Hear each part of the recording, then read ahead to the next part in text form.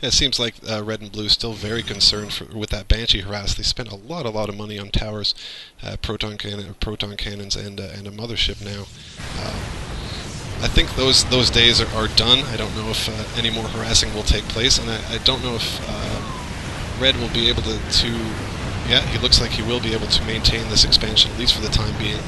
Those Yeah. Vikings crumbling down those two battlecruisers along with a couple of Thors that lost their lives in the battle.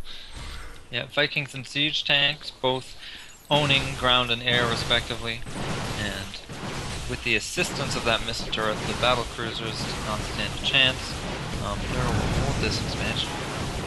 Now Locust going aggressively going after this gold mineral expansion. Chomoze will have mined it for a little while, but looks like all mining will stop here, and the command center will likely go down to these stalkers. Locust will probably be content to move back to the brunt of his army, having stopped all mining at the gold mineral expansion. And now Thera, having this northern expansion, pretty much the only expandable area on the map right now. Other areas probably too treacherous. Right now, Locust going for the lower half gold mineral expansion, while cloaking it with his mothership. Probably a good strategy there. Yep. Yep. Looking at the income tab here, actually, purple has by far the greatest income, and I think that's simply due to his massive amount of mules at his expansion, which is not yet mined out, and his main is back in business with another couple mules. It Yeah, seems strange to me with with purple's lack of command centers that he would have the greatest income at this time of the game. yeah. Well, everybody else relatively mined out expansion space is at a premium right now. Purple expanded to his natural relatively late in the game, and those mules that maybe he's saving up still has a lot of energy in his orbital command. Still could be pumping out mules right now. Yeah, with all those mules falling down, purple's income falls down as well to a far more mediocre 700 to 800 as opposed to the 1600 it was generating just seconds ago. Yeah, more mules coming out now, and his numbers boost up. Still producing battle cruisers from his one starport. I'd love to see him build a few more starports. He's definitely got the economy for it. He could get a suppressive amount of battle cruisers out in far less time. Yep, Locust building some invisible photon cannons to defend his gold expansion at the South Gold. And all players in the game just simply waiting, waiting right now, Definitely, biding their time, deciding when to attack, not deciding to do it quite yet. definitely a waiting game being played right now, trying to take advantage of the expansions in the mining that they do have and that they are doing. Because, like I said, minerals expansions at a premium right now, and I don't know who to give the edge to here, Bayes. I think it's probably teal and purple at this point with the battle cruisers pushing out. Like I said, I'd love to see him build more starports. But then again, you see the gold mineral expansion, you see the northwestern expansion for red. A lot of minerals being pumped out here, and Yeah, well, I mean, I'm not sure about that because, you know, the ridiculous amount of stalkers that Locust has, one carry, a couple colossi. It's just hard to say at this point in the game. Looks like Chomoze will not stray too close to Locust's invisible units with the South Gold expansion here. but Looks like he backed off at the right time. it does look like he's going to try to take this northern half gold mineral expansion again. I don't know if it's the best idea bringing some siege tank reinforcement. He's got his main army balled up right next to it. Might be able to keep it for a little while. Yeah, I would like to see him move both his and Purple's entire army closer to the gold expansion if he's going to attempt to defend it. With just two siege tanks, I think Red and Blue should be able to easily take it out. That being said, Blue refusing to move many of his units from his southern gold expansion, and it looks like he's hoping that Purple and Teal will walk into that expansion thinking that there's far less than there is. However, with a scan, they both know that it's not the case. They know that there's more there than meets the eye. Workers being transferred over to the gold mineral expansion. They'll start mining right away. Chomoze has moved the brunt of his army to that gold mineral expansion. Looks like this time he may be able to keep it for a little longer than last time. Red still producing a lot of Thors, still sticking with that Thor strategy.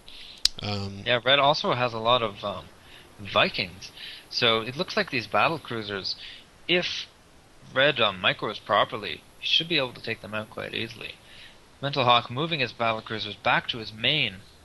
Yeah, probably going to go now moving out to Red's expansion at the northwest. Yeah, I think he's going to use these battle cruisers to try to push Red off this expansion and stop the income flow that Red has been enjoying for the last few minutes. Thera asks Locust if he has extra gas. Not sure why that was. Red now trying to quickly convert his expansion's command center into a planetary fortress to try to withstand this attack from Purple.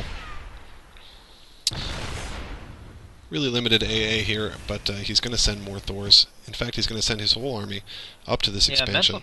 Mental Hawk's slow pace, siege-only attack here is giving Red lots of time to actually bring his full army to this expansion, as opposed to crushing it with his entire battalion of battle cruisers.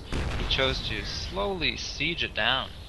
I think that'll prove the wrong decision, as now these Vikings are going to move in soon. Yeah, it looks to me like Red does have enough to push this back. Purple is going to be a little apprehensive. In fact, he's going to lose a battle cruiser. Like I said before, he needs more starports to be able to produce enough battle cruisers at this point to really go into an area like that by himself and exert a lot of authority. He's not going to be able to do it with 4 or 3 battle cruisers. Teal now attacking from the south, while Purple attacks from the east, and Red is getting sandwiched in here. Does he have enough to defend against both armies? The battle cruisers will fall, but the expansion itself probably won't last. But that's a lot of losses that Purple and Teal probably couldn't afford now as Blue pushes out with his superior army, probably the most superior army in the game. The one army in the game that was not just entirely destroyed, now just walking into the gold expansion, taking it out with no resistance whatsoever, and Locust will be able to clean up the rest of the players in the game. GG from Chomoze. There is the GG, and both players leaving the game. And like I said, Mental Hawk, after losing those 4 battlecruisers, queued another 4 up into his lone starport, and that just simply takes too long if you're going to do an actual real. Yeah, it's worth building an extra 3 starports if you're going to do that kind of a build. Absolutely. If you're gonna push out with a sustained battlecruiser strategy like that, you're going to need at least 2 more. Make it 3, make it 4. He had the minerals for so long, had so many minerals. In fact, for so long, wasn't producing battle cruisers even. Had those 4 battle cruisers. I don't know if he felt like that was enough to complement Chomoze's and was just focusing on upgrades at that point. Remember, everybody, it's never enough until your supply capped at 200 over 200. Absolutely. And those stalkers and looks like Locust just kind of too much right now. Red able to maintain and destroying those battle cruisers probably demoralized Purple enough to leave the game, and then of course Chomoze doesn't want to play it out with his teammate. Yeah, and, absolutely. Those Vikings completely survived, and they were able to land and start destroying Purple's base. Mental Hawk and Chomoze certainly didn't have a chance. They could have lengthened the game a little bit, but they wouldn't have stood up in the end. So a GG, good choice at the time. Absolutely great 2v2 back and forth right there, and once again, like our first viewer requested viewer submission game, it proves that doesn't always take pro players to produce some exciting StarCraft 2, and we here at the Wood League will definitely display that. And if you do submit your games, we're gonna give them a chance, and we're gonna post them up. Like these two, our first ever viewer submissions posted this week. So for myself, Bayes, and the Wood League, thanks very much for watching this exciting 2v2, and we'll see you next time.